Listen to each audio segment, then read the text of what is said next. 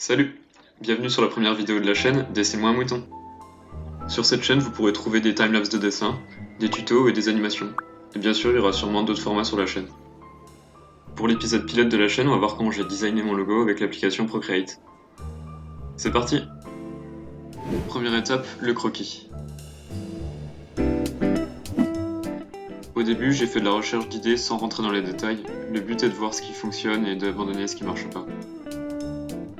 Là, je le trouvais trop inexpressif, du coup j'ai continué à chercher. J'aimais bien l'idée de le faire manger quelque chose, mais je perdais le lien avec le dessin. Du coup, je suis parti sur un mouton qui mange un cahier de dessin, avec une pose un peu ridicule pour montrer qu'il galère.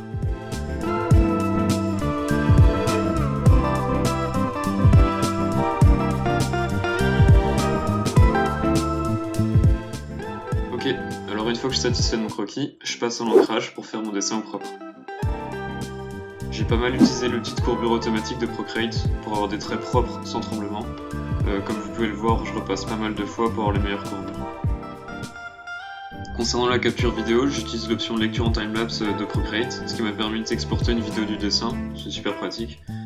Et si vous vous demandez ce que c'est que le cercle vert un peu moche, c'est juste un repère pour éviter que je sorte du disque de la photo de profil YouTube.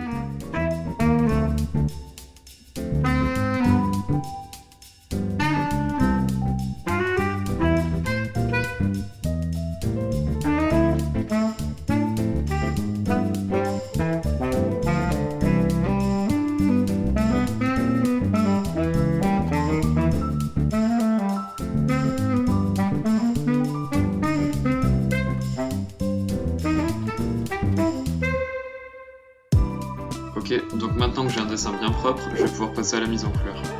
Dans un premier temps, je fais des aplats simples, sans nuance, pour chercher des couleurs qui vont bien ensemble. Ici, j'ai cherché des teintes assez chaudes pour un aspect plus enfantin.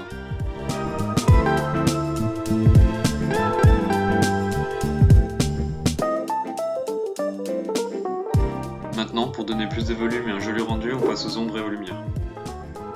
Donc j'ai opté pour des ombres assez douces et peu marquées pour rester le même ton, avec une lumière qui vient en haut à gauche du dessin. C'est important de faire les ombres toujours dans la même orientation, c'est-à-dire plus ou moins à l'opposé de la source de lumière. Et ça permet de garder une bonne cohérence dans le dessin et de vraiment bien marquer les volumes. Pour finir et bien mettre en valeur le dessin, c'est important de faire un joli fond. J'ai d'abord fait un premier jet de couleur avec des teintes claires pas très travaillées. Ensuite, j'ai créé un effet autocollant en créant un contour blanc autour du dessin, ça le fait bien ressortir avec la couleur. Et pour finaliser, j'ajoute un petit effet d'ombre qui donne un peu de volume et fait ressortir d'autant plus le dessin.